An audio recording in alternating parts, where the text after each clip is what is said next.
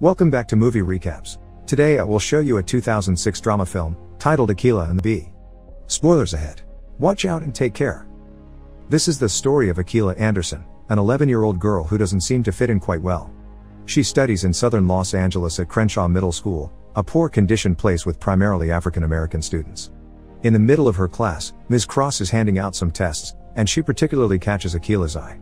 She asks her if she studied for the test, and Akeelah replies that she did not, causing her classmates to mock her. Ms. Cross asks to see her after school, as she needs to speak privately. To her surprise, Akeelah realizes that she actually got an excellent grade.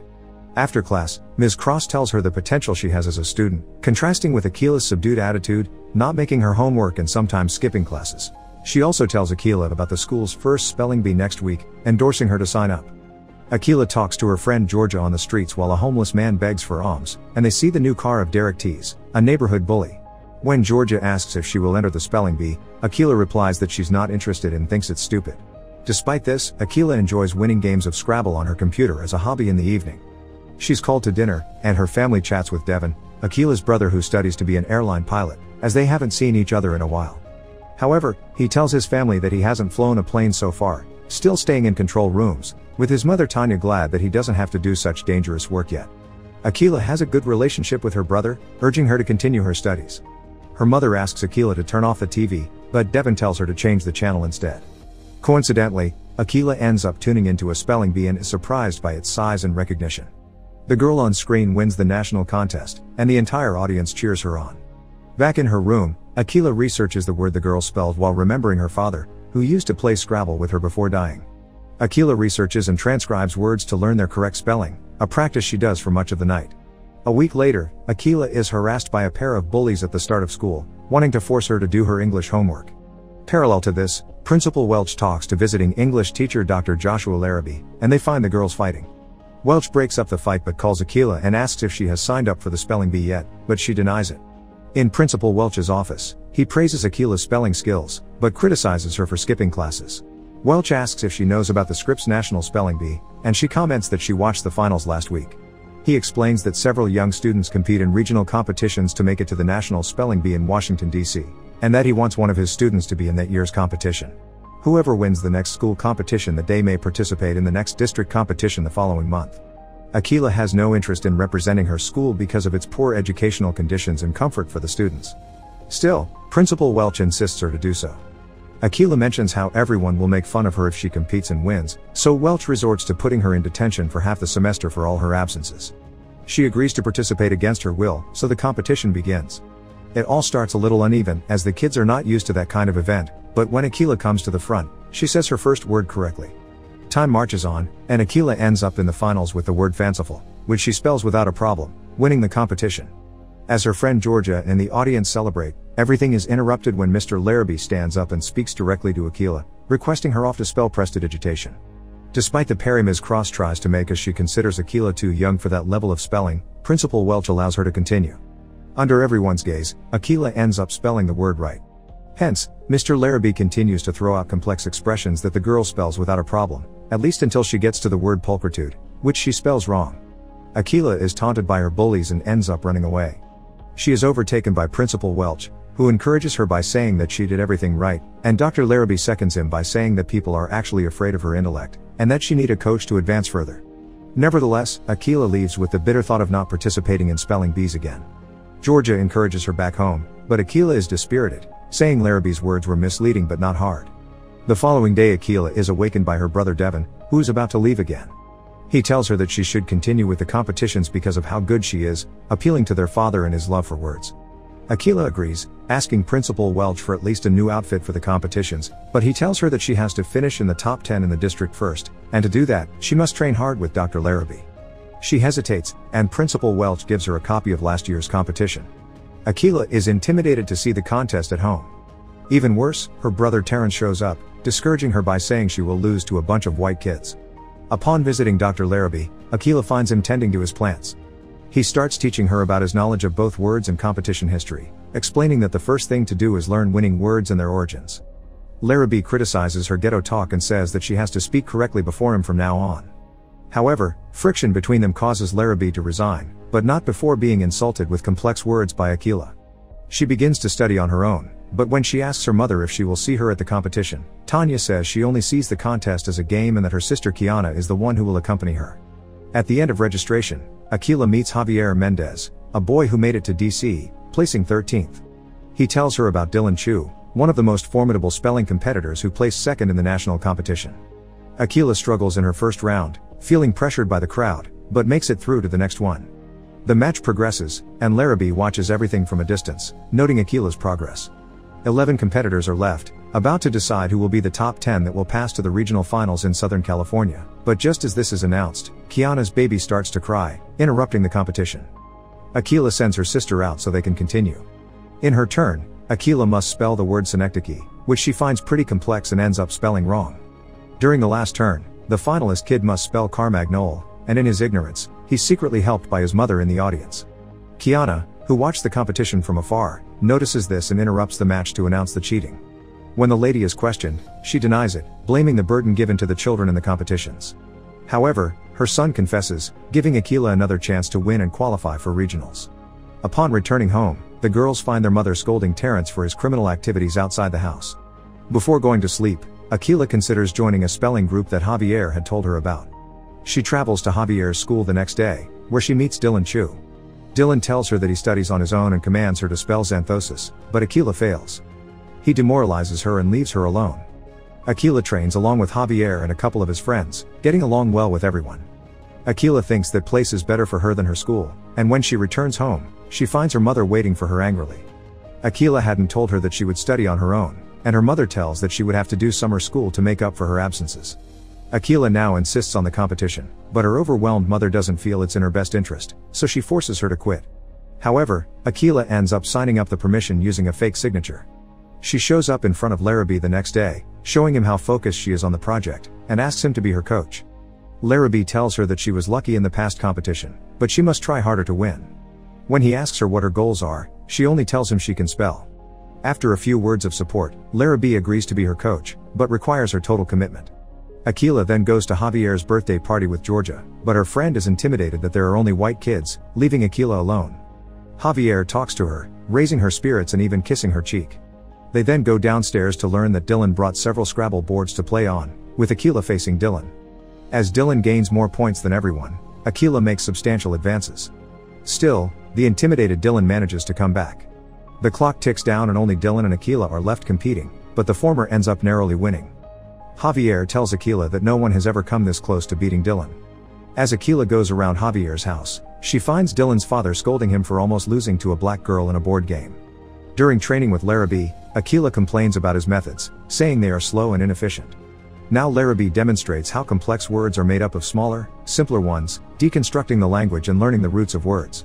It is then that the training continues, with Akilah learning terms, their meanings, origins, and uses. When she remarks to her mother to see her at the competition, she deflects the conversation, feeling nostalgic over the loss of her husband. In another conversation with Larrabee, he spotlights to Akilah a peeve she has, slapping her hand against her with each spelling. Hence, he decides to give her a jump rope. It turns out that each child has a different method of spelling, and Akilah's is to keep time, so she must take advantage of this for her competition. From now on, Akilah trains jumping the rope, improving in the process. At the regional competition, it is mentioned that only the top 3 will advance to the nationals. Several children are disqualified, and as things progress, Tanya shows up at the event in anger. She makes a fuss to Principal Welch about telling her daughter not to compete, distracting Akilah in her turn. Despite that, the girl makes it through her round, but Welch calls Akilah to talk to her mother in the middle of the competition. They allow Akilah to do so, but she has to come back quickly to not be disqualified. Outside, she confesses using a fake signature on the participation form, making her mother furious about it. As an argument takes place, Javier tries to buy time in the competition for Akilah.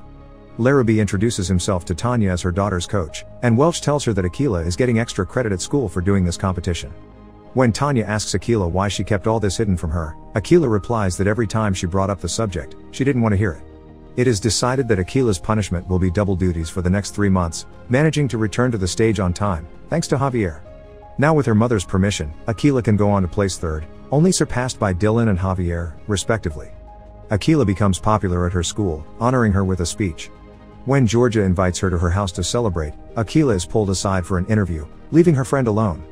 Larrabee watches the interview from home a little worried. At their next meeting, Akilah fails to get any of Larrabee's words right, as he senses that Akilah has gotten a little carried away, having missed the previous day's meeting. After an argument, Larrabee accidentally calls Akilah Denise, worrying her for not knowing who she is. Larrabee gives her flashcards with 5,000 possible words for the national competition. When Akilah wonders how she will learn so much in such a short time, Larrabee tells her that she will learn all that on her own, having nothing else to teach her and indicating that her coaching is over. Before leaving, a saddened Akilah leaves Larrabee the reason why she missed last day's class, a small Christmas gift for him. While studying, Akilah calls Georgia to go out together, but she replies angrily to go with her friends from the other school. Her family calls her to show that she appeared on TV, with the neighborhood celebrating how one of their own is achieving so much. However, Akilah leaves in tears and explains to her mother all the pressure she has felt lately. This forces Tanya to talk to Larrabee, explaining how Akilah's father was murdered when she was only 6 years old. Despite this, Larrabee feels that stopping teaching her is the right decision. Tanya talks to Akilah, explaining her initial fear of competition. When she was young, Tanya had a scholarship to medical school but left because she felt out of place, and didn't want the same fate for her daughter. Tanya agrees to be her new coach from now on. On her way to school studying, Akilah is surprised by her brother Terrence, who pesters her with the flashcards. That's when Derek T shows up in his car, asking Terrence about Akilah, as he had seen her on TV. Despite Terrence's haughty attitude, Derek T tells him to stop fooling around and help his little sister with the competition, as he notices Akilah's determined look. He comments about how he won a 5th grade contest with a poem, and Akilah says she'd like to read it. Derek tells her she will once she wins the competition. Derek leaves, and Terrence stays behind to help Akilah. Now Akilah is supported by various members of the community to study, including Mrs. Cross and Derek T himself with his gang. Upon finishing with her jump rope, Akilah notices the initials DL on the rope handles, so she decides to visit Larrabee, indicating to him that she has already learned all 5,000 words. She also comments to him about how spelling was her grieving process during her father's death, and that this could serve Larrabee well during his mourning, leaving him the flashcards and jump rope. Larrabee confesses how his life fell apart after the death of his daughter Denise, who was just a couple of years younger than Akilah, and how he and his wife separated as a result, depressing him to continue teaching. She convinces him to stay by her side, and he convinces her to have the confidence to beat Dylan Chu. Akilah goes to Georgia's house to make amends and ends up telling her how she is also invited to the competition in DC. Javier flies on the plane along with the girls, feeling a little queasy, but recovering after a kiss from Akilah on the cheek. In Washington, the children tour the White House, and during their evening conversation, Akilah decides to invite Dylan Chu to join them. As she goes to his room, she is greeted by his father, who tells her that Dylan is too busy studying. Akilah tells him that it's okay to get some rest, something that cheers Dylan up, but she is promptly tackled by his father, shutting the door on her, but not before Akilah leaves Dylan a can of soda. The next day, the national competition is about to begin, and among Akilah's ranks are Principal Welch, Larrabee, Tanya Georgia, and Devin. Everyone else watches Akilah on TV, giving support to her. She notices Dylan a little tense during the competition, knowing all the pressure on him. Some kids hit and some miss, with Javier, Dylan, and Akilah managing to advance several turns. There comes the point where Akilah must spell the word argillaceous, which makes her hesitate. She decides to simulate her jump rope during her thinking, managing to clear her mind and say the word correctly. In the 12th round, there are only 5 competitors left. Unfortunately, Javier fails to get the word Merovingian, disqualifying but not discouraging him. He wishes good luck to Akilah, who ends up being the finalist along with Dylan after a while. At a recess before the showdown, Akilah finds Dylan again being reprimanded by his father, who tells him that if he loses the competition, he will be in second place all his life, as this is the last year Dylan can compete because of his age. Larrabee shows up to tell Akilah that she has done a superb job and gave him the impetus to continue teaching. He notices something strange about Akilah and knows Dylan has something to do with it. Tanya thanks Larrabee for all he has done for her daughter, and then the competition begins. The commentators say that if one of the kids fails, their opponent has to spell the same word along with another one to win, and that it's hard to exhaust all 25 rounds of words, as the ones selected for the finals are too difficult to say correctly. Akilah notices that Dylan's dad is the only one who doesn't clap at the competition, even on his son's victories. When it's her turn to spell, she is given the word xanthosis, the same word Dylan asked her in their first meeting. To Larrabee and Dylan's surprise, Akilah misspells the word, giving him a chance to win. However, when it's Dylan's turn to say the word correctly, he too gets it wrong on purpose, asking for some water to make time. He tells Akilah that he knows she loses on purpose, and urges her not to lose like that. She tells him she's doing it for his father, but Dylan tells her that if she doesn't try hard, nothing will have been worth it for either of them. Now Akilah has to spell effleurage, which she accomplishes easily. Both children sweep through the words, coming out to the middle of the competition. They are told that if they make it to the end, they will both be co-champions, which has never happened. Now the two compete in a friendly manner, down to the last two words. Dylan manages to say his word, winning his part in the competition, so now it's up to Akila not to make a mistake. Akila's term ends up being pulchritude, the same word she missed when she met Larrabee in her first competition. She ends up spelling it right, winning and ending with a tie along Dylan. It all concludes with Akila remembering the support of everyone around her, feeling like she finally fits in the world. Make sure to subscribe and turn on notifications so you can watch more videos like this. Thanks for watching.